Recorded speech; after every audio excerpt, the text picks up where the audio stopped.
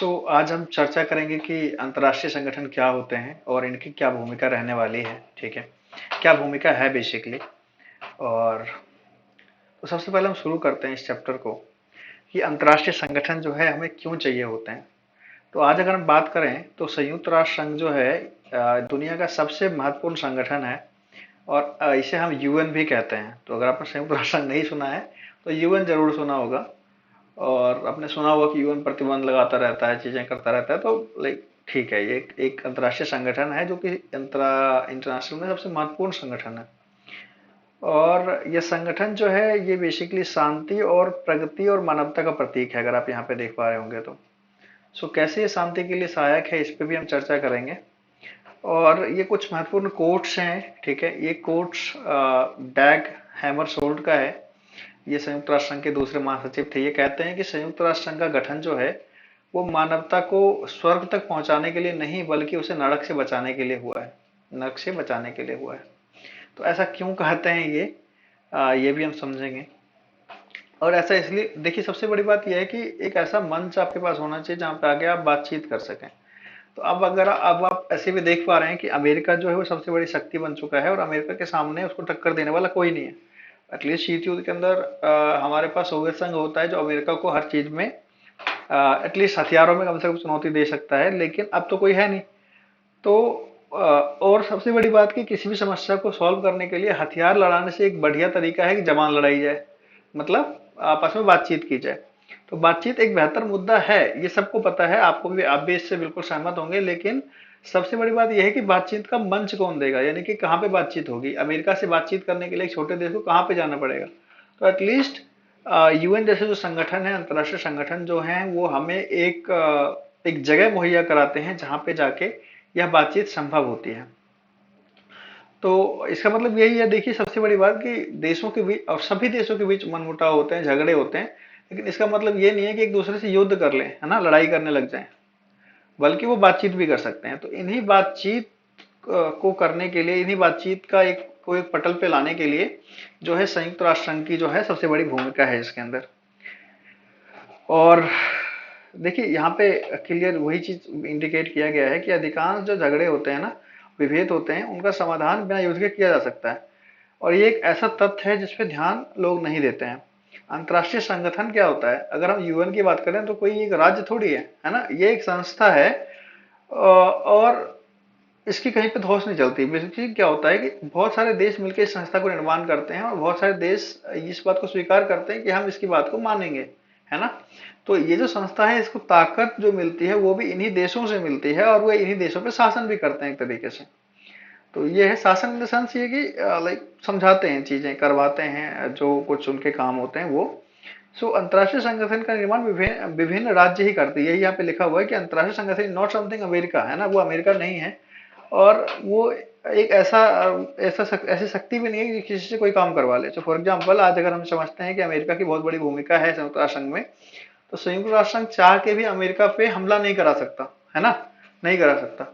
But main ये है कि एटलीस्ट अमेरिका संयुक्त राष्ट्र संघ के अंदर बातचीत करने के लिए आ रहा है। तो ये पॉइंट है और इसीलिए संयुक्त राष्ट्र संघ की भूमिका है कि एटलीस्ट एक पॉइंट होना चाहिए जहां पे बातचीत होगी। अब देखिए बहुत सारी चीजें हैं, विश्व में एक ही समस्या नहीं है, बहुत सारी समस्या है। ग्लोबल वार्मिंग एक समस्या है। अब इसका समाधान कोई अकेला नहीं कर सकता ना। मान लीजिए नेपाल है, नेपाल नहीं, ठीक है, ग्लोबल वार्मिंग से क्या प्रभाव होता है, समुद्र का जो तल है वो लेवल है ऊपर आता है। इससे क्या होता है, छोटे छोटे द्वीप जो है वो डूबने लग जाते हैं और उनका जो एरिया कम हो जाता है। अब मान लीजिए मालदीव है। मालदीव क्या है, एक द्वीपीय देश है। और जब समुद्र का लेवल बढ़ेगा तो मालदीव सबसे पहले डूब जाएगा, है ना। मतलब भारत का भी इससे कवर होगा, बट मालदीव सबसे पहले डूबेगा। अब द थिंग इज कि क्या मालदीव अकेला ग्लोबल वार्मिंग को कवर कर सकता है, नहीं कर सकता। तो ये, क्योंकि ये विश्वव्यापी तापमान के कारण हो रहा है, तो इसके लिए हमें एक ऐसा लेवल, एक ऐसा मंच चाहिए होगा जो लाइक ग्रीन हाउस गैसों को ताप को बढ़ने से रोके और अल्टीमेटली फिर समुद्र का लेवल जो है वो ना बढ़े उस हिसाब से। तो यही है सारा कुछ। तो ये जो समस्या है इसका समाधान कोई एक देश नहीं ढूंढ सकता, है ना। तो ये तभी संभव है जब वैश्विक तापमान को रोका जाएगा। और वैश्विक तापमान कब रोका जाएगा, जब सब के सब देश एक साथ सहयोग करेंगे। तो इसमें यही लिखा हुआ है कि सबसे बड़े, इसके लिए विश्व के बड़े औद्योगिक देशों को सहयोग की जरूरत है। तो अब संयुक्त राष्ट्र संघ क्या करेगा इसमें, या कोई भी ऐसी संस्था क्या करेगी कि एटलीस्ट एक बातचीत का एक मंच मुहैया कराएगी, जहां पे सभी के सब देश एक दूसरे से बातचीत करेंगे, एक दूसरे की समस्याओं को समझा जाएगा, और वो सब मिलकर एक फैसले पर पहुंचेंगे कि भाई कैसे करना है इन चीजों को, कैसे निपटना है इन समस्याओं से। बट बिफोर दैट हम एक बार संयुक्त राष्ट्र संघ के विकास की चर्चा पढ़ लेते हैं। और यहाँ पे अगर आप देख रहे होंगे ना, यही लिखा हुआ है कि एक अंतर्राष्ट्रीय संगठन सहयोग करने के उपाय और सूचनाएं जुटाने में मदद कर सकता है। ये सहयोग कैसे होगा? ऐसा संगठन नौकरशाही को एक रूपरेखा दे सकता है, ताकि सदस्यों को विश्वास हो जाए कि आने वाली लागत में सबकी सबकी समुचित हिस्सेदारी होगी। अब मान लीजिए एक संगठन है, उसको सब मिलकर फंड कर रहे हैं, तो ऑब्वियसली सबकी हिस्सेदारी होगी। और ऐसे में बहुत से लोगों और सरकारों को इस बात की चिंता सता रही है कि अमेरिका में पश्चिमी देश ताकतवर हो जाएंगे। वो तो हो ही जाएंगे भैया, इसमें तो कोई दिक्कत ही नहीं है कि भाई उसकी टक्कर का तो कोई है ही नहीं। बट द थिंग इज, संयुक्त राष्ट्र संघ किस तरीके से भूमिका निभा सकता है इन चीजों में, तो उसका विकास कैसे हुआ ये हम देखते हैं। तो सबसे पहले जो पहला विश्व युद्ध हुआ था, वहीं से ही अंतर्राष्ट्रीय संगठन बनाने की भूमिका रखी गई थी कि लेकिन अंतर्राष्ट्रीय संगठन बना लेते हैं जो कि एटलीस्ट बातचीत के लिए एक मंच मुहैया कराएगा सबको। ठीक है, और इसके हिसाब से फिर एक लीग ऑफ नेशंस नाम की एक संस्था बनती है, उसका उद्गम होता है, उसका जन्म होता है। बट अल्टीमेटली शुरुआती बहुत सारी सफलताएं छोटी छोटी मिलती है लीग ऑफ नेशंस को, बट विश्व युद्ध फिर भी हो जाता है 1939 से 45 के बीच, जो द्वितीय विश्व युद्ध है, वो फिर भी हो जाता है। तो लीग ऑफ नेशंस संयुक्त राष्ट्र संघ की का एक बीज है, जो बाद में जाके संयुक्त राष्ट्र संघ बनता है। तो अब क्या हुआ कि लीग ऑफ नेशन फेल हो गया, और दूसरा जो विश्व युद्ध है वो हो जाता है ना। तो संयुक्त राष्ट्र संघ की स्थापना जो होती है 1945 में तुरंत बाद इसीलिए होती है, क्योंकि सब लोगों ने देख लिया कि यार दूसरे विश्व युद्ध से कितनी ज्यादा हानि हो गई है ना। तो उन्होंने कहा कि यार ठीक है, अब एक काम करते हैं हम ना, लीग ऑफ नेशंस को और आगे बढ़ाते हैं और संयुक्त राष्ट्र संघ बना देते हैं। तो इनिशियली इस पे 51 देश जो है इसकी घोषणा पत्र पे हस्ताक्षर करते हैं। तो अब इसमें 51 देश होते हैं, और इसकी स्थापना हो जाती है। कब होती है? 1945 के अंदर होती है। संगठन की स्थापना के पीछे आशा ये होती है इनकी कि यह संगठन विभिन्न देशों के बीच जारी ऐसे झगड़ों को रोकने का प्रयास करेगा, मतलब झगड़ों को रोकने का काम करेगा जो आगे चलकर युद्ध बन सकते हैं। अब मान लीजिए किसी दो देश में झगड़ा कब होता है, लड़ाई कब होती है, तो ऐसा नहीं है कि भारत और पाकिस्तान ऐसे ही दुश्मन है, इनके बीच कश्मीर एक मुद्दा है। इसी तरीके से जब भी दो देश लड़ते हैं तो कुछ ना कुछ मुद्दा होता है। अब कहीं पे ये पानी हो सकता है, कहीं पे ये जनजाति हो सकती है, कहीं पे जमीन हो सकता है, कहीं पे ये और संसाधन दूसरे हो सकते हैं। तो अगर हम पहले ही बैठ के उनका बंटवारा के लिए एक ऐसी संस्था बना दें, या एटलीस्ट उसमें हस्तक्षेप करें और आपस में कोऑर्डिनेशन बनाएं, तो ये लड़ाई होगी ही नहीं, तो युद्ध नहीं छिड़ पाएगा, और शत्रुता का जो दायरा है वो सीमित हो जाएगा। तो यही काम करना था संयुक्त राष्ट्र संघ को, और इसीलिए इसकी स्थापना की गई 1945 में। इसका जनक थी लीग ऑफ नेशंस, इसको ध्यान रखिएगा, एक नंबर के क्वेश्चन में आ सकता है। 2011 तक जो है इसमें 193 देश आ गए। अब ये समझिए कितना विकास हुआ है इसका। इनिशियली इसमें कितने देश बने थे? 51 देशों ने इस पे हस्ताक्षर किया था, और अब जो है 2011 तक 193 देश में शामिल हो गए, और इसमें सारे नए स्वतंत्र देश सारे शामिल हो गए, जितने भी हैं, जितने स्वतंत्र देश हैं आज के टाइम में, सब के सब इसके अंदर शामिल हैं। और संयुक्त राष्ट्र संघ की आम सभा में हर एक सदस्य को एक वोट हासिल है, मतलब हर जितने सदस्य होंगे इसके, वो एक वोट कर सकते हैं। इसके अंदर 5 अस्थायी सदस्य हैं, और ये वही 5 है जो आपको अगर इससे अंदाजा लगा पा रहे होंगे, जो सबसे ताकतवर हैं, सबसे ताकतवर थे एटलीस्ट लाइक 1945 के बाद। तो 45 में संस्था बनी थी, और उस टाइम पे अमेरिका, रूस, ब्रिटेन, फ्रांस और चीन, ये 5 देश थे जो सबसे ज्यादा ताकतवर थे। तो इन्हीं को, और यही जीते थे। सबसे बड़ी बात यह है कि जो दूसरा विश्व युद्ध हुआ, जापान के ऊपर हमला किया गया और चीजें हुई, उसके अंदर ये देश सबसे ज्यादा ताकतवर थे और ये जीत गए थे। तो इसलिए इन्हें संयुक्त राष्ट्र संघ का एक मुखिया चुना गया। आप समझिए कि सबसे बड़ी बात देखिए, मैं आपको एग्जांपल देता हूँ। लेट्स से हम नेपाल को आज एक अस्थायी सदस्य बना देते हैं, तो कौन उसकी बात मान रहा है? कोई नहीं मान रहा है ना, क्योंकि अल्टीमेटली फंडिंग कौन कर रहा है? फंडिंग कर रहा है अमेरिका, फंडिंग कर रहा है रशिया, फंडिंग कर रहा है ब्रिटेन। तो हम नेपाल की बात क्यों ही मानेंगे? तो इसीलिए ये 5 के 5 देश इसके अंदर अस्थायी सदस्य हैं, और इनके पास अपना वीटो पावर है। ठीक है, वीटो इन द सेंस ये कि किसी भी फैसले को रोक सकते हैं। तो इससे क्या होता है कि भाई जो पैसा देगा वही संस्था में ज्यादा हकदारी रखेगा, और इसीलिए संस्था महत्वपूर्ण है। अब संयुक्त राष्ट्र संघ अकेला ऐसी चीजें नहीं है, संयुक्त राष्ट्र संघ की कई सारी शाखाएं हैं, है ना, विभिन्न एजेंसियां हैं। अब अगर आप WHO की बात करें, अभी कोरोना वायरस के टाइम में बहुत ज्यादा चर्चा में था कि WHO ने हमें आगाह नहीं किया, ये किया, मतलब जो भी चीजें हैं वैक्सीनेशन के हिसाब से और जो भी खतरा है उसके हिसाब से, वो WHO, ये भी संयुक्त राष्ट्र संघ का एक पार्ट है। इसके अलावा यूनाइटेड नेशन डेवलपमेंट प्रोग्राम, ये UNDP जो है ये भी है ना, UNHRC भी है। सो बेसिकली बहुत सारी चीजें हैं, यूनिसेफ है, यूनेस्को है। तो ये सब कुछ संयुक्त राष्ट्र संघ का एक छोटा छोटा सा पार्ट है, और संयुक्त राष्ट्र संयुक्त राष्ट्र संघ जो है इन सबसे मिलके बनता है। तो एटलीस्ट लाइक अल्टीमेटली सबसे मिलके और एक बहुत बड़ी छतरी का काम करता है। तो फॉर एग्जांपल ये मान लीजिए यूनेस्को हो गया, ये मान लीजिए WHO हो गया, है ना, ये मान लीजिए UNDP हो गया आपका, ये हो गया आपका UNHRC, ठीक है। तो इस तरीके से एक छतरी बन जाएगा और ये हो जाएगा संयुक्त राष्ट्र संघ। इसके अंदर एक सबसे बड़ी महत्वपूर्ण शाखा जो है वो है सुरक्षा परिषद, संयुक्त राष्ट्र संघ सुरक्षा परिषद, जो कि जिसका प्रमुख काम है सुरक्षा को देखना। अब देखते हैं कि शीत युद्ध के बाद संयुक्त राष्ट्र में सुधार की क्या मांग उठी है। तो एक तो ये है कि देखिए इसकी बनावट और प्रक्रियाओं में सुधार किया जाए। अब सबसे बड़ी बात यह है कि बनावट में क्या है, 5 अस्थायी सदस्य हैं, उन्हीं की चलेगी, उनके पास वीटो होगा। तो लोग ये चाहते हैं कि यार ये जो है ना, सबसे बड़ी बात यह है कि इसकी संख्या बढ़ाई जाए, अस्थायी और स्थायी और अस्थायी सदस्य की। स्थायी मतलब जिनके पास वीटो होता है। अब क्या था, देखिए 1945 में तो ये 5 सबसे बड़े देश थे, सबसे ताकतवर देश थे, लेकिन आज हो सकता है कि और भी देश हैं जो इनके बराबरी के हैं या ज्यादा ताकतवर हैं। अब लेट्स से अगर हम बात करें कि भैया जर्मनी है या फ्रांस है, उससे ज्यादा ताकतवर तो भारत है।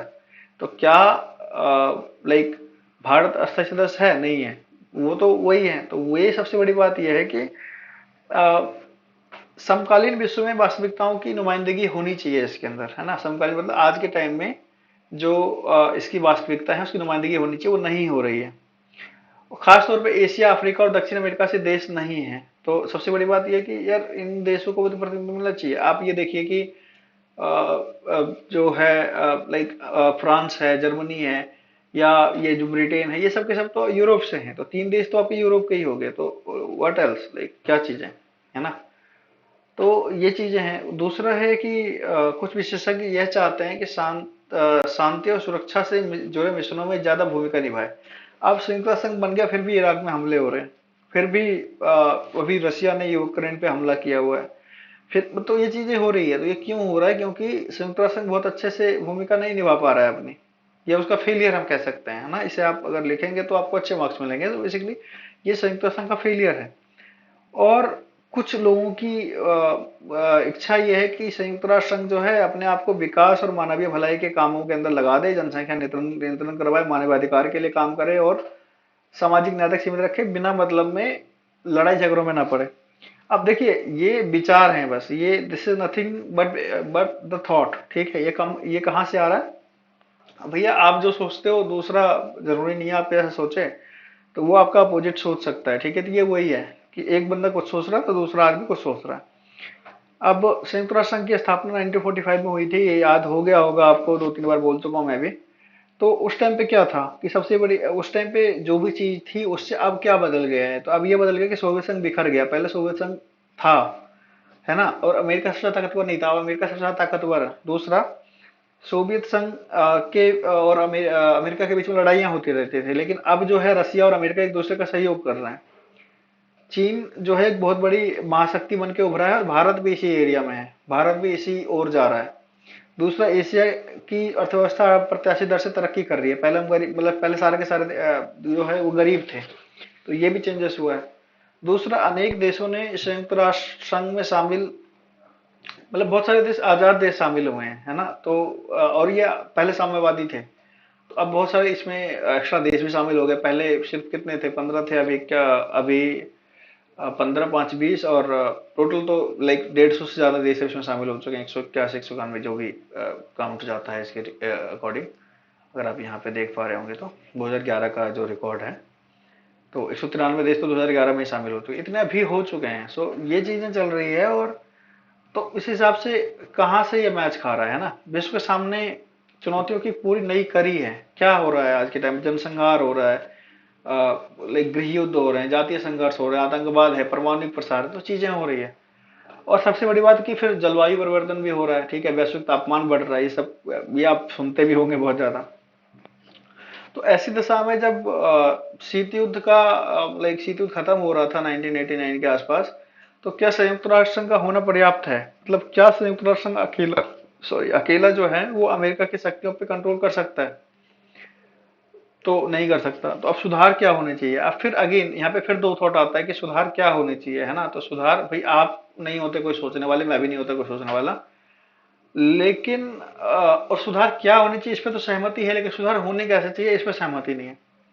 अब सबसे बड़ी बात इसके पीछे क्या दबाव है कि ये देखिए कि सुरक्षा परिषद जो है राजनीतिक वास्तविकताओं की नुमाइंदगी नहीं करता। इसमें 5 ही देशों की चलती है, 10 इसके सदस्य हैं, मतलब अस्थाई अस्थायी सदस्य हैं। बाकी का एक वोट होता है, अब अगर किसी एक ने वीटो कर दिया तो किसी की नहीं चलेगी। मतलब मान लीजिए सबके सब चाहते हैं कि कश्मीर भारत में रहे, और बस एक ये बस एक थॉट समझिए कि मान लीजिए भारत पाकिस्तान का जल विवादों का बंटवारा है। अब सबके सब देश चाहते हैं कि भारत अपनी नदी पे बांध बनाए और उसका पुल मोड़ ले, अगर ये मैटर संयुक्त राष्ट्र संघ में जाता है तो। लेकिन चाइना यहाँ पे वीटो कर देता है, चाइना कहता है नहीं ऐसा नहीं होना चाहिए, तो नहीं होगा। मतलब एटलीस्ट होना ना होना हो तो भारत पे डिपेंड करता है, बट संयुक्त राष्ट्र संघ का जो फैसला है वो नहीं आ पाएगा भारत के पक्ष में। तो ये चीजें हैं, तो ये एक तो राजनीतिक वास्तविकताओं की नुमाइंदगी नहीं करता है। दूसरा, इसके फैसले पर पश्चिमी हितों की छाप होती है। भाई पश्चिम के ही देश इसमें मजबूत हैं तो उनका तो दबदबा होगा ही, और इसमें बराबर का प्रतिनिधित्व नहीं है। ये भी एक बहुत बड़ी जो मांग है वो इसके अंदर दी गई है।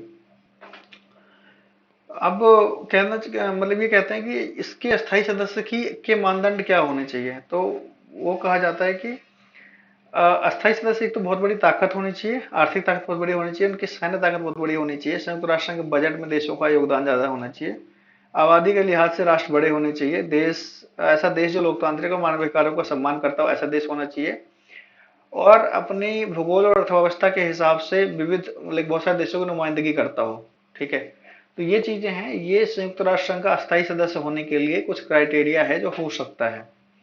अब सभी देशों की अपनी अपनी वैधता है इसके अंदर, कुछ देश किसी चीज में आ गए, कुछ देश किसी चीज में आ गए हैं, और इन कसौटियों से किसी एक देश को कुछ फायदा तो किसी एक देश को कुछ नुकसान हो सकता है। अब मान लीजिए हम कहते हैं कि बहुत बड़ी आबादी होना चाहिए, ठीक है, तो भूटान के लिए तो ये नुकसान वाली बात है ना? तो इस तरीके से है मतलब चीजें। तो ये बस एक थॉट है, ये बस थॉट है और कुछ भी नहीं है। और सबसे बड़ी बात यह है कि इसमें जो 5 अस्थायी सदस्य हैं उनके पास वीटो होता है। तो वीटो मतलब निषेधाधिकार कहते हैं इसे हम हिंदी में, मतलब किसी भी चीज पे वो रोक लगा सकते हैं, किसी चीज को करा सकते हैं। अब अस्थायी सदस्य, हमको वीटो का अधिकार नहीं है, अस्थायी सदस्य सिर्फ वोट दे सकते हैं वहां पे। तो ये चीजें हैं। तो फिर फैसला मतदान, और सुरक्षा परिषद में फैसला जो होता है वो मतदान के जरिए होता है। अब हम मतदान करा रहे हैं, लेकिन अगर किसी भी फैसले में उन 5 में से किसी एक देश के भी हित मेल नहीं खाते तो वो बंदा, वो देश आपका वीटो कर देगा और वो चीजें हो नहीं पाएगा। तो ये लिखा हुआ है, दरअसल अस्थायी सदस्यों में कोई एक अपने निषेधाधिकार का प्रयोग कर सकता है और इस तरह के वह किसी फैसले को रोक सकता है, भले ही अन्य सदस्य वो या सभी सदस्य उस फैसले के पक्ष में मतदान किया हो। तो ये चीजें हैं जो कि इनकरेक्ट है, बट अगेन ये है, यही सच्चाई है। अब संयुक्त राष्ट्र का न्यायाधिकार कितना है, संयुक्त राष्ट्र को कितना अधिकार मिला हुआ है, ठीक है? तो सबसे बड़ी बात यह है कि अगर इसमें देखें, मौजूदा स्थितियों के अंदर हम इसे देखें तो ये शांति संस्थापक आयोग है एक तरीके से। और ये इस बात को मानता है कि यदि कोई राष्ट्र अपने नागरिकों को अत्याचारों से बचाने में असफल हो जाए तो विश्व बिरादरी इसका उत्तरदायित्व लेगी। तो तीसरा, फिर ये हर रूप में आतंकवाद की निंदा करता है। एक लोकतंत्र कोष का वहां पे गठन है, और जो है ट्रस्टशिप काउंसिल, न्यायिकता परिषद को समाप्त करने पे सहमति है। अब ये सारे मुद्दे भी ना संयुक्त राष्ट्र संघ के लिए बहुत पेचदार हैं। मतलब इसमें भी कौन क्या करेगा इस बात पे बहुत ज्यादा इनके बीच में उल्लंघन है, लाइक बहुत ज्यादा मतभेद है कि लाइक कौन क्या करेगा। अब और सबसे बड़ी बात यह है कि चलो ठीक है, आप लोकतंत्र को बढ़ाना तो चाहते हो, बट आप पैसे कैसे दोगे, लाइक धन कैसे खर्च करोगे, कौन कितना खर्च करेगा? आप मान लीजिए कि सब इक्वल तो कर नहीं सकते, सबसे ज्यादा आप अमेरिका के पास है तो अमेरिका सबसे ज्यादा करना चाहिए कायदे से। अब वो कल को पलट के आ जाए कि नहीं हम सबसे ज्यादा क्यों करेंगे, तो ये भी एक दिक्कत है। तो ये संयुक्त राष्ट्र संघ की कुछ सीमाएं हैं। अब भारत की चिंता जो है सुरक्षा परिषद की संरचना को लेके है। भारत का कहना यह है कि सुरक्षा परिषद की जो आम सदस्य हैं, सदस्य की संख्या खूब बढ़ी है, लेकिन उसका जो स्थायी सदस्य है या अस्थायी सदस्य है वो तो उतना ही है। मतलब 1965 में 11 से बढ़ा के 15 अस्थायी सदस्य हो गए थे, जैसे मैंने 15 और 5 20 बाद में जोड़ा था। बट अगेन यहाँ पे दिक्कत ये है कि क्या ये 51 देश थे पहले जब हमने 10 रखे हुए थे, और अब हमारे पास 200 देश के आसपास हैं, तो क्या ये संख्या इनफ है? उसके बाद भारत की लाइक भारत का खुद का जो कैंडिडेचर है वो कहाँ तक है, तो ये देखते हैं कि भारत सबसे बड़ी जनसंख्या वाला आबादी वाला देश है, भारत सबसे बड़ा लोकतंत्र है, और इसके अलावा भारत ने संयुक्त राष्ट्र संघ के सभी पहलकदमियों में भाग लिया है, सारे के सारे अभियानों में हिस्सा लिया है। दूसरा, वो उसके अभियानों में ठोस भूमिका निभाता आ रहा है। सुरक्षा परिषद में अस्थायी दावेदारी इसलिए भी उचित है क्योंकि अंतर्राष्ट्रीय फलक पर भारत एक बहुत बड़ी आर्थिक शक्ति बन के उभरा है। तो ये सारी बातें भारत के पक्ष में है, लेकिन अब इसके विरोध में भी कुछ बात होगी। ये देखिए सीधी बात है, भारत अगर अपने पक्ष में तर्क देगा तो कोई ना कोई देश ऐसा होगा जो भाई इसके तर्क को खारिज करेगा, तो उनके भी अपने तर्क होंगे, है ना। तो वो देश कौन से हैं आप समझ सकते हैं, एक चाइना हो गया आपका, एक पाकिस्तान हो गया, ये सबसे बड़े विरोधी हैं। इसके अलावा भी हैं नहीं सुरक्षा परिषद में करने वाले, बट ये तो है ही। तो अब इनका क्या कहना है, तो इनका कहना ये है कि भैया एक तो आप परमाणु शक्ति संपन्न हो, तो ये हमारे लिए दिक्कत है कि आपको सुरक्षा परिषद में भी हम आ, दे देंगे अस्थायी सीट, तो वो दिक्कत है। दूसरा, आपके पाकिस्तान के साथ झगड़े हैं तो हो सकता है आप फिर वहां पे अपने वीटो का प्रयोग करो और चीजें ना मानने दो। तीसरा कि भाई बहुत सारे देश है ना, फिर उस हिसाब से तो जर्मनी है, जापान है, ब्राजील है, तो अगर आपको हमने दे दिया अस्थायी परिषद में सॉरी अस्थायी सीट, तो हो सकता है उनको भी देना पड़े। तो अब ये दिक्कतें हैं, है ना, तो किस तरीके से सहमति बनती है इस पे सोचा जाना चाहिए। दूसरा, आर्थिक ताकत के बूते देखिए सबसे बड़ी बात यह है कि संयुक्त राष्ट्र की कितनी वो है, तो सबसे बड़ी बात कि एक ध्रुवीय विश्व है ना, जहाँ पे अमेरिका सबसे ताकतवर है। अब मान लीजिए संयुक्त राष्ट्र संघ कोई उसके ऊपर पाबंदी लगाता है, तो क्या वो मानेगा? जरूरी नहीं है ना। तो अगर उसके हितों से मेल नहीं खाते हैं तो वो और देखिए यहाँ पे क्लियर लिखा हुआ है, वो संयुक्त राष्ट्र संघ का सबसे ज्यादा बजट में योगदान करने वाला देश है। अमेरिका की वित्तीय ताकत बेजोर है, यह भी एक तथ्य है कि संयुक्त राष्ट्र संघ अमेरिकी भू क्षेत्र में स्थित है, तो इससे अमेरिका का प्रभाव उसके ऊपर बहुत ज्यादा बढ़ जाता है। तो ऑब्वियसली वो उसको कंट्रोल कर सकता है अपने हिसाब से, ये है। अब अगर कोई ऐसा प्रस्ताव होता है जिससे अमेरिका को दिक्कत होती है तो वो उसे वीटो से भी रोक सकता है ना, निषेधाधिकार का प्रयोग कर सकता है। अमेरिका अपनी ताकत के बूते पूरे विश्व के अंदर फूट डाल सकता है, और अगर उसकी नीतियों का विरोध मंद पड़ जाए तो इस तरीके से संयुक्त राष्ट्र संघ जो है वो अमेरिका की ताकत पे लगाम लगाने में सक्षम नहीं है। फिर भी एक ध्रुवीय विश्व में जहां अमेरिका की ताकत का बोलबाला है, संयुक्त राष्ट्र संघ अमेरिका और विभिन्न विश्व के में विभिन्न मसलों पे बातचीत कायम कर सकता है। तो यही हमने स्टार्टिंग करी थी, यहीं से स्टार्टिंग करी थी हमने इस पॉइंट की, कि अमेरिका क्या करेगा आपकी भैया, बातचीत करा देगा कि एटलीस्ट सॉरी संयुक्त राष्ट्र संघ क्या करेगा कि बातचीत करा देगा उस ताकत से जिससे आप शायद खुद से बात ना कर पाते। संयुक्त राष्ट्र संघ में थोड़ी सी कमियां हैं, लेकिन इसके बिना दुनिया और ज्यादा बदहाल होगी। अब इसी बात से हम उस वाले पहले वाले कोट को स्टार्ट करते हैं कि संयुक्त राष्ट्र संघ का निर्माण जो है मानवता को नरक से बचाने के लिए हुआ है, ना कि स्वर्ग ले जाने के लिए। और सीधी सी बात है भैया, आने वाले दिनों में और ज्यादा निर्भरता विश्व की बढ़ती जा रही है, तो एटलीस्ट आपको बातचीत करनी पड़ेगी चीजों में, लड़ाई झगड़ों को रोकना पड़ेगा ताकि आप सब मिलकर एक साथ सहयोग कर सको, विश्व में आगे बढ़ सको। तो इस हिसाब से संयुक्त राष्ट्र संघ का जो महत्व है वो दिन ब दिन बढ़ता ही जाएगा। तो ये था हमारा, बहुत शॉर्ट में हमने इसे समझाया है, ठीक है। अगर आपको कहीं डाउट होता है तो अगर आप मेरे से पूछ सकते हैं, बिल्कुल हाँ आपके उसके ऊपर हेल्प करेंगे, कमेंट बॉक्स में लिखिएगा। चैनल को सब्सक्राइब करिए, लाइक कीजिए, और मिलते हैं अगले वीडियो में जल्दी से जल्दी। Thank you so much.